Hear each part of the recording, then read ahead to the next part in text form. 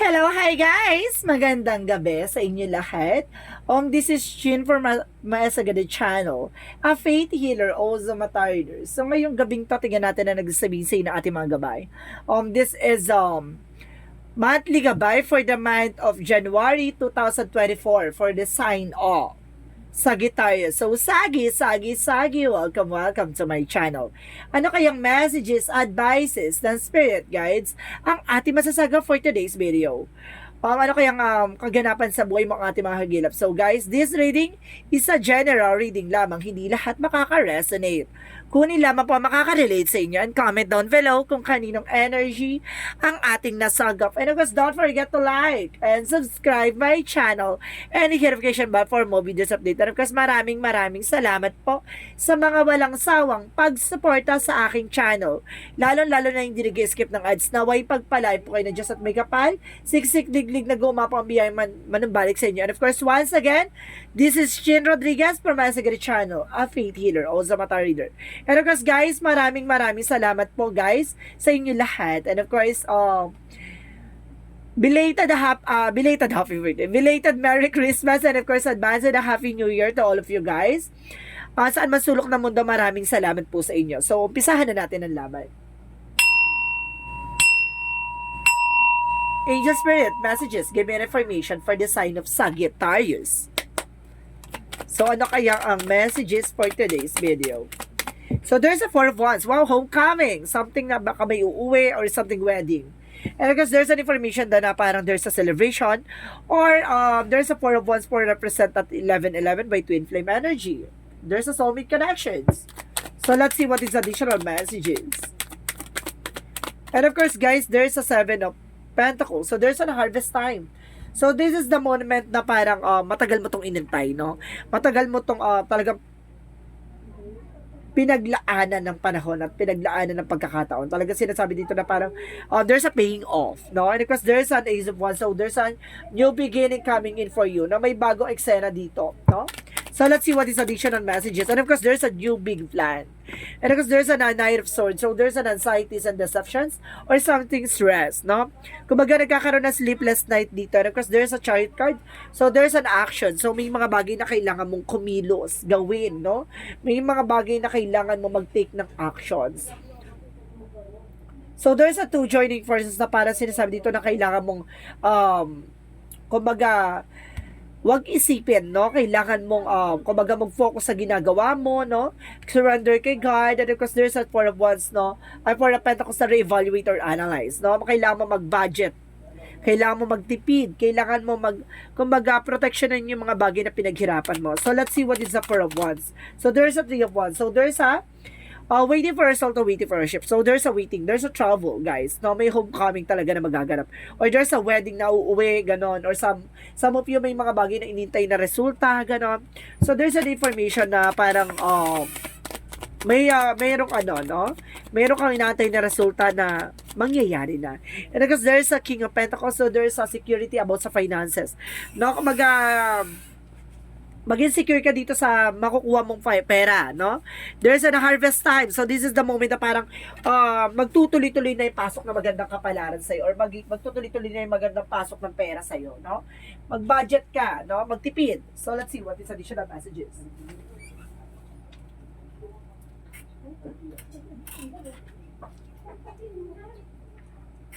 Okay, let's see what is additional messages.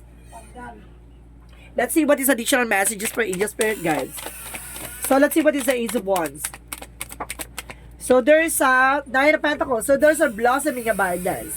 Talagang finances talaga sa'yo ay mukhang yayabong.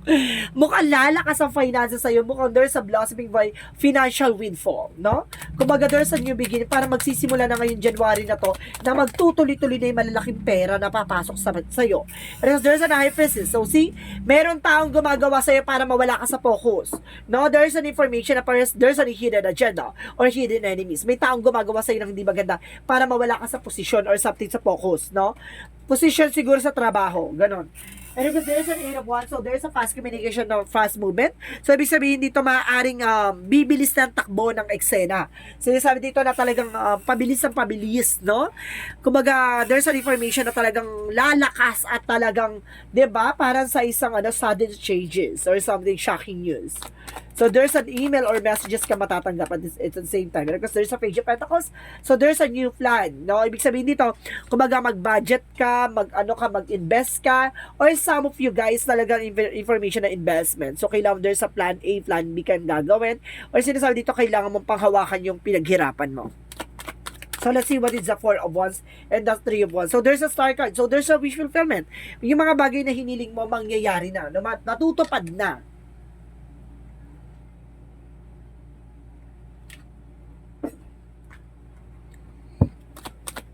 Star card represent ng healing, no? Magkakaroon ka na ng healing process dito.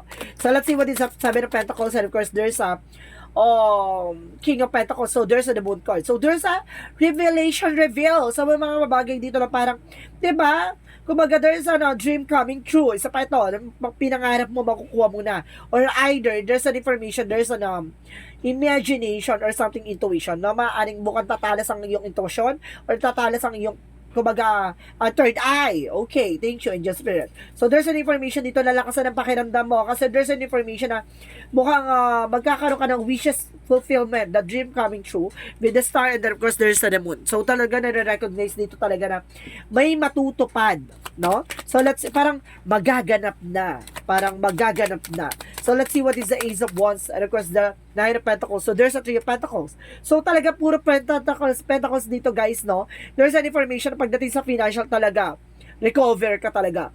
There's an information that 3 of Pentacles is collaborations, teamwork. So, kailangan mo talaga makipag-coordinate sa bagong eksena na to. Or sinasabi na magkaroon ka ng bagong investment. So, let's see what is the 9 of Pentacles and the High Priestess. See the word card, there's a trouble. So, there's an information na may gumagawa sa'yo dito na hindi maganda. Talaga sinasabi dito na maaaring nakapaligid sa'yo. Or, kumbaga, it's either na, kumbaga, malapit sa'yo. So, let's see what is the Chariot and the 8 of Wands. So, there's a that card. So, there's an ending and new beginning. May mga bagay na matatapos na. No, this coming January, tapos na ang eksena. Magbabago na ang takbo ng eksena mo. So, there's a shocking news and shocking reveal na mukhang babangon ka na mula sa pagkalugbok. A transformation kasi, and the death card represent the transformation is a like a phoenix. No, Scorpio season yan eh. Kumbaga, there's a like a phoenix. So, there's a rising from the ashes. Ibig sabihin dito, pagkatapos mong mapunta sa kalugmukan, bigla kang iaangat, no, na hindi ka na mabubuwag. Parang ganon. Palalakasin ng enerhiya, palalakasin ng energy mo, palalakasin ng aura mo na biglang papasok sa iyo magagandang kumbaga magagandang blessing. So, let's see what is up for a Pentacles and of course the Page of Pentacles. So, there's a 10 of Cups. So, there's an information, there's an happiness. So, ibig sabihin, magiging masaya ka dito, magiging maligaya ka, kasi parang, ito yung magbubuo ng plano at pangarap mo. So, let's see what is additional messages for the outcome.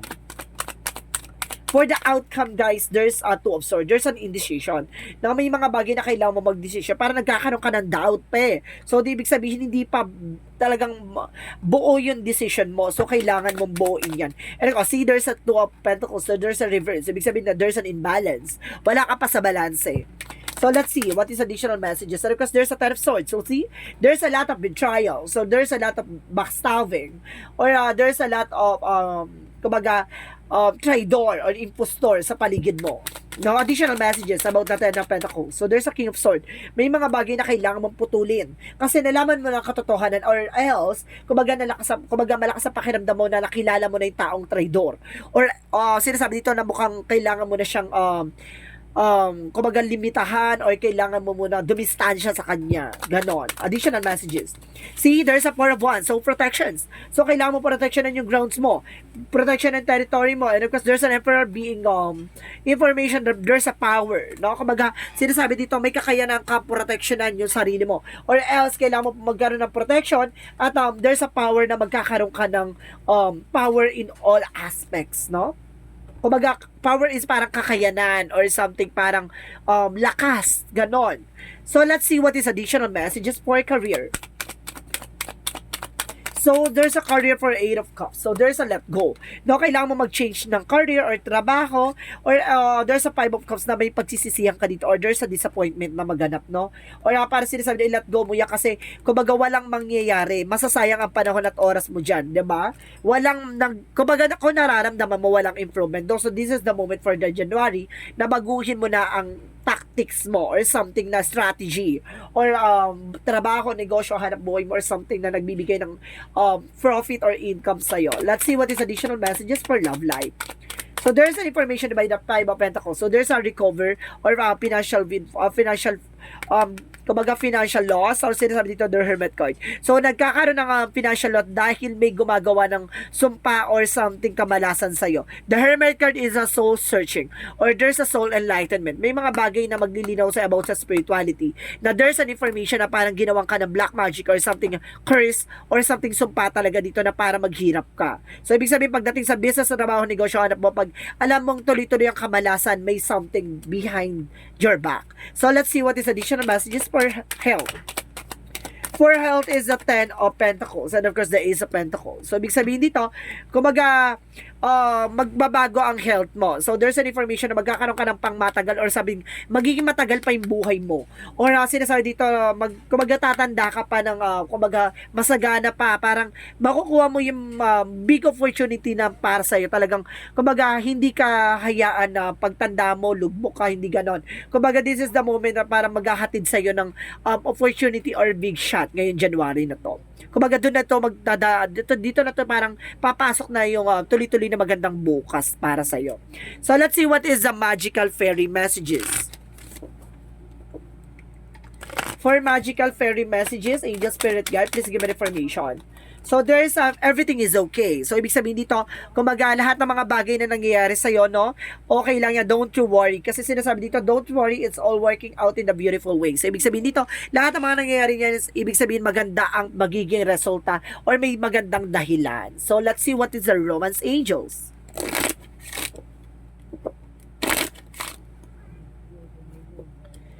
So let's see what is the romance angels. Angel spirit guide, please give me information.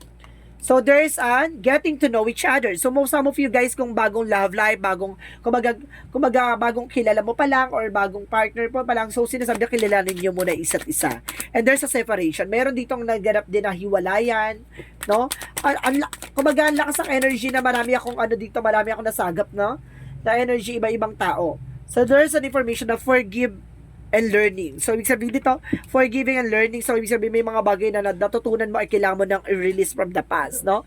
Kailangan mo nang kalimutan yung nakaraan. There's a separation, moving on, and because there's an information na kailangan mo munang kilalanin ang isa't isa. Huwag kang magpapaladesisyon sa isang bagay na hindi mo pa lubos na kilala. Diba? So, let's see what is additional messages. Okay. There's a messenger. So, there's a balance. So, there's an information na magiging balance ka. There's an, mensahe sa iyo ng ating Panginoon na, 'di ba, maging balanse ka sa lahat ng aspeto, 'di ba? Physically, mentally, emotionally, and of course, physically. And because there is information there's a you're not alone. Hindi ka nag-iisa dito. Huwag kang mag-alala. Yung parang nai-stress ka, parang feeling mo ikaw lang yung kumbaga pinagsakloban ng langit at lupa, ikaw lang yung wala kang katuwang, wala kang katulong, parang gano'n nag-iisa ka sa eksena. Huwag kang mag-alala, meron kang katuwang, meron kang katulong, no? Ang ating mga gabay. So sinasabi na sa dito na kumbaga magdasal ka, no? Mag-meditate ka. So let's see what is additional messages. Kasi bibigyan ka dito ng kumbaga mensahe ng ating angel spirit para malaman mo yung mga bagay na dapat mong gawin. No, baka ipadaan to sa panaginip mo, sa intuitions mo, sa nightmare, sa daydream. So, maraming mga signs or synchronicities na pwedeng ihatid ng ating angel spirit. So, there's a discipline. So, may mga bagay na kailangan ng disiplina. Kasi minsan parang nagiging no? Kapag may pera ka talagang siguro umus biyaya ka or else talaga marami ka tinutulungan or something na kailangan mo maging disiplina, kumbaga, kung maaari maging kuripot ka nang sa gano'n na makaipon ka. And of course, there's a service. So, ibig sabihin dito, maaaring 5 public servants ka o services, yung trabaho mo. So, let's see what is additional messages for angel spirit guides. So, there's an alchemy for psychic ability. So, information dito parang tatalas na talaga yung intuition mo. May third eye ka dito. Lakas ang sense na there's a third eye. Mukhang lalakas ang pakiramdam mo dito or instinct mo. And of course, there's a fast over love. So there's an ancestors na mayroon ditong mga mahal mo sa buhay na gumagabay sa iyo. And because there's rehearsal choices. So ibig sabihin may mga bagay na nagaganap sa buhay mo, choice mo yan, iyan ang pinili mo, 'di ba? Panindigan mo. So let's see what is additional messages. For angel spirit, give me an information. So there's a third chakra archangel Shavuot. Pagdating sa health mo, kumbaga alagaan mo yung health mo, no? May mga nararamdaman ka dyan, so kailangan mong kumain ng maayos, kumbaga baka nalilipasan ka ng gutom or else baka, 'di ba, kumbaga napapabayaan mo na yung sarili mo. Masyado ka nakatutok sa trabaho o negosyo mo. And of course, there's a healer of the ages. So, kailangan mo talaga ng albularyo dito, no? Pagagalingin ka dito kasi para something na parang pinapatanda ka. Parang ganun na si sense ko. Mayroon ako nakikita mukha dito na parang pinapatanda. And of course, there's an all tied up. Kailangan mo nang kumawala sa nakaraan at kailangan mo nang kumawala sa negativity, no? Kumbaga nakakulong ka pa sa nakaraan eh. So, let's see what is additional messages. Angel Spirit, give me information. So, there's a strength, no? Kumbaga, parang ini-encourage ka dito na lakasan mo ang loob mo, maging matapang. And because there's a writing. So, ibig sabihin dito, there's a healing, no? Kumbaga, ikaw yung magsusulat ng sarili mong kapalaran. So, ibig sabihin dito, kumbaga, kung isa-surrender mo na yung nakaraan, kumbaga, magkakaroon ka na bago simula. Kung hindi ka alis sa nakaraan mo, mababaong ka dyan hanggang sa, diba, hindi ka na makabawi at hindi ka na makabangon. So, let's see what is Archangel Michael. Archangel Raphael, sorry. Archangel Raphael messages. Avoid allergens. So, ibig sabihin dito may mga allergy ka, no? Sa mga pagkain, sa alak or something, umiwas ka. So, let's see what is additional messages for Montology. So, there's a step out of your comfort zone, no? Kailangan mong kumawala sa comfort zone mo. And of course, there is a surrender to the divine. See, I told you, kailangan mo surrender lahat ng mga bagay-bagay. Hindi mo kailangan pilitin, puwersahin. Kumbaga, wag mo masyado pinipressure yung sarili mo. And of course, you and your loved ones are safe. Na pagdating sa mga mahal mo sa buhay, safe naman daw. So, let's see what is Archangel Michael messages.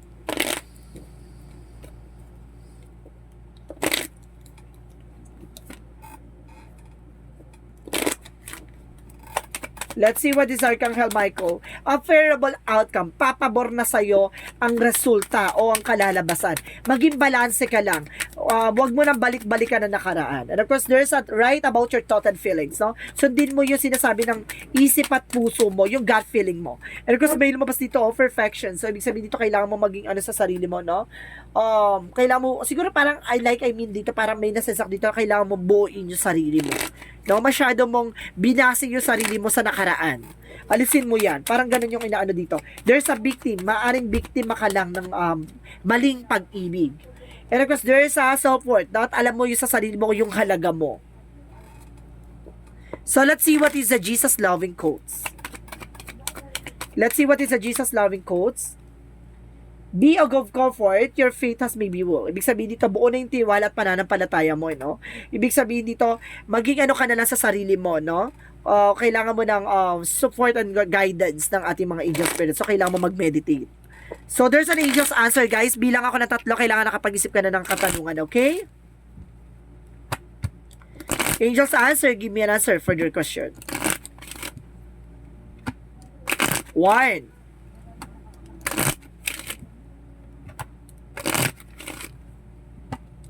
2, 3. Angel's answer. Give me an answer for your question. So, there's a improving health. So, mag-improve na yung health mo. Diba? Maalis na yung worries mo. Maalis na yung iniisip mo dito. No? Kung maalis na yung anxiety. And there's a no. No? May mga bagay na hindi mo dapat ginagawa. No? May mga bagay na kailangan mo nang iwasan. At hindi dapat. And there's a yes. So, there's an information dito na merong yes dito na sagot na parang, oo, makaka-recover ka na, oo, makakabangon ka na. There's a yes and no. So, there's a balance. Kailangan mo maging balance sa mga bagay-bagay. There's a wait. There's ito yung pinaka-clarification nito na parang, 'di ba? Kumaga mag-antay ka ng para sa iyo. Mag-antay ka ng mga bagay na, 'di ba, itinadahan na at nakalaan sa iyo. There's a destiny to happen. So, let's see what is the messages of life.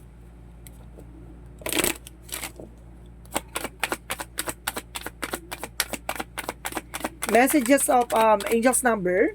So, So there's an impatience. So ibig sabihin dito, guys, keep your thoughts positive and be patient is everything is working out of your highest good. Trust that your angels are working behind the scenes to help you. Ibig sabihin dito, maghahaba ang pasensya mo. No, baga may mga bagay na nangyayari sa iyo, hindi pa napapanahon. May mga bagay na mangyayari yan sa takdang panahon. So ibig sabihin dito, huwag kang mainip, huwag kang masyado magmadali. The more na nagmamadali ka, magkakamali ka. 'Di ba? Hantayin mo yung right time, right place, or something, right directions na para sa iyo. So let's see what is the messages of life. Huwag ka masyadong atal. 'Di ba? Darating yan. At kumbaga, yung mga bagay na ginawa mo, yung mga bagay na yan, kumbaga, ibibigay at ipagkakaloob yan. And of course, there's a love of fear. So, there's an information na may magmamahal talaga sa'yo. Huwag ka masyadong, diba, magmadali. And I re-announce my faith, I release my resistance. Today, I choose to reside in the light of my being. I rise up boldly and ask from the understanding that will free me of my duality. My prayers are heard. God sends angelic help so that love and peace find their way to me when I open my eyes, love of fear. So, ibig sabihin dito talagang, kumbaga, tignan mo yung mga bagay na ibinibigay sa ni God. Kasi may mga bagay tayo na hindi natin na-appreciate yung mga nasa paligid natin. Kasi may mga bagay na hinahanap tayo. So, yung mga bagay na yan, kumbaga, kailangan mo ma-appreciate yung mga liit at may mga bagay na napapalibot sa'yo kasi hindi na natin napapansin yung mga bagay na kumbaga simple lang, kumbaga yung mga tao sa paligid natin, 'di ba? Hindi natin pinahalagan bagkus naghahanap pa tayo ng, 'di ba, mas better. So ibig sabihin nito, yung better na yan hantayin mong ibigay ni God. Kumbaga magpasalamat at kumbaga maging kontento ka sa kung ano man ang meron ka ngayon. Kasi darating yung araw na iaangat ka niya sa mga bagay na gusto mong mangyari. And of course, kasi sa'yo nakabase yan sa'yo yung mga bagay na yan eh. Kung may sabihin sa'yo dito, kailangan mo mag-take ng action, mag-focus sa mga bagay-bagay, being dedicated sa mga ginagawa mo. Nang sa ganon, yung mga pinaghirapan mo, makukuha mo yan in the right time. Huwag kang gumawa ng bagay na ikasisira mo. So, this is a monthly gabay for the month of January 2024 for the sign of Sagittarius. So, Sagi, maraming salamat for your wonderful reading. So, this reading is a general reading lamang, hindi lahat makaka-resonate. Kunin lamang po ang makaka-relate sa inyo and comment down below kung kaninong energy ang ating nasagap. And of course, don't forget to like and subscribe my channel and hit the notification bell for more videos update. And of course, once again, this is Chin Rodriguez from my Sagada channel, a faith healer o sa mata reader. Maraming salamat po guys sa mawalan sa pagsuporta sa aking channel, lalo-lalo na hindi nag-skip ng ads, naway pagpalain po kayo ng Diyos at may kapal, siksik, liglig, nag-uumapaw ang biyaya manubalik sa inyo. At maraming salamat po and see you in the next video. Bye-bye and babush!